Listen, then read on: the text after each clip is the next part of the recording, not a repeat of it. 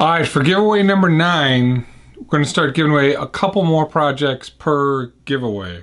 So 2 projects for beginners here. If you're just getting into guitar building, I got 2 things for you. This blueshawk copy was one of my first full builds that I documented on YouTube. It's a Corinna back, Corinna neck, white limbo, whatever you want to call it, and then African blackwood fretboard, headstock plate, and truss rod cover. Strings are through the body. The bridge is like a hip shot knockoff. It was routed for P90s. Took the P90s out. I got to use them for another project. But you've got a veritone, a volume, and the pickup selector. So if you got some P90s laying around, this is a cool guitar. Needs a little bit of TLC, and I'll get into that here in a second. Jumbo frets. I think these are 9mm fret dots.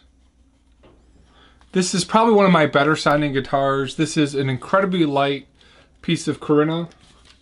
Guitar sits really nice. I did the belly cutout, did a slight arm cutout. This was just sealed in wax. So I think I used brie wax. And then at one point the neck was too fat, so I started to carve it down and I put a different wax on it. And you can tell the difference between the first one and the second one. First one had this beautiful dark yellow color, and then the second one I put on wasn't the same. I couldn't remember which one it was. The other issue was that the fretboard started to separate slightly, so I re-glued that. The fretboard is pretty straight. It's got a little bit of a bow going out, but once you put some string pressure on, it'll pull it back. This was a really fun, neat project to do when I first started. If you clean this up, sand it down, if you want to resand the body down, you can put a finish on that will get this all one color. Long neck tenon. And then you can see the P90 where I screwed these in. Should fit standard P90s. I think I had Lindy Fralin P90s in here. Got to dig through my box. So then this is prototype, I think number 2 of my new construction telly. These things really, really ring. And what I learned as I was building these, the first couple ones, I glued the grain incorrectly. So I butted the grain running this way, and what happened is you get a little bit of separation, humidity change. What I should have done is done grain to grain and done 2 pieces.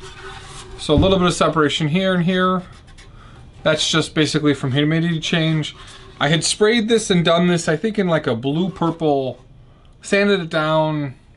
It needed some more work. It's been sitting on the shelf for, I don't know, 3 years, 4 years. Not gonna get to, it's got like a blue jeans-ish stain with some purple sparkle spray paint. I think in my videos you can see that. So these 2 will come together. It's a multiple project. So it'll give you guys a guitar to restore and then give you something to build upon.